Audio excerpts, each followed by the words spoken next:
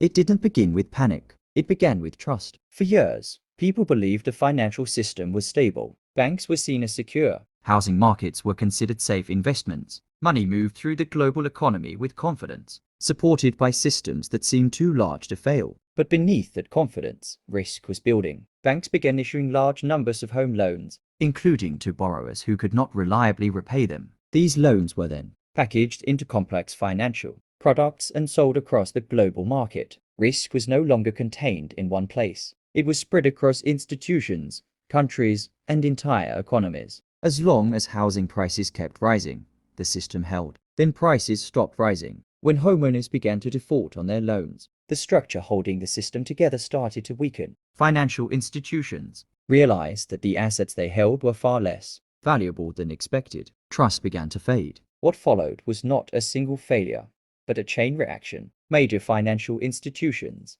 including Lehman Brothers, collapsed under the weight of bad investments. Credit markets froze. Banks stopped lending. Businesses struggled to operate. The flow of money, the foundation of modern economies, slowed down dramatically. The crisis spread quickly. Markets fell. Investments disappeared. Entire industries contracted. What began in the housing sector expanded into a global economic breakdown. The people affected were not only those connected to finance. Workers lost jobs. Families lost homes. Savings were wiped out. Opportunities disappeared. The crisis revealed something critical. The global economy is not just a collection of independent systems. It is deeply connected. A failure in one part can spread across the entire structure. Governments intervened to stabilize the situation. Emergency measures were introduced. Financial institutions were supported to prevent complete collapse. New regulations were created to reduce the risk of similar events in the future. But the effects did not end quickly. Years of recovery followed. Trust in financial institutions changed.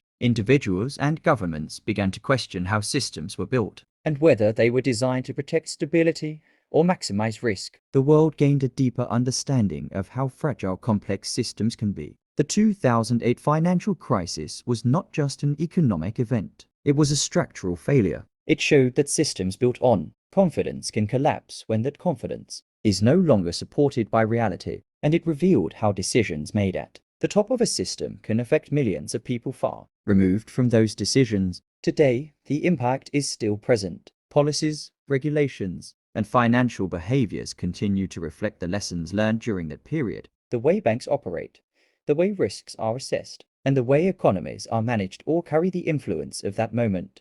This is not just a story about money. It is a story about systems, trust, and responsibility. Why do we learn history every day? Because understanding how global systems can fail helps the present generation make better decisions, build stronger structures, and recognize risks before they spread. And it gives future generations the awareness needed to protect stability in a world that depends on interconnected systems. History is not old. History is living inside us. One day, one event, one lesson. Mr. Feedy,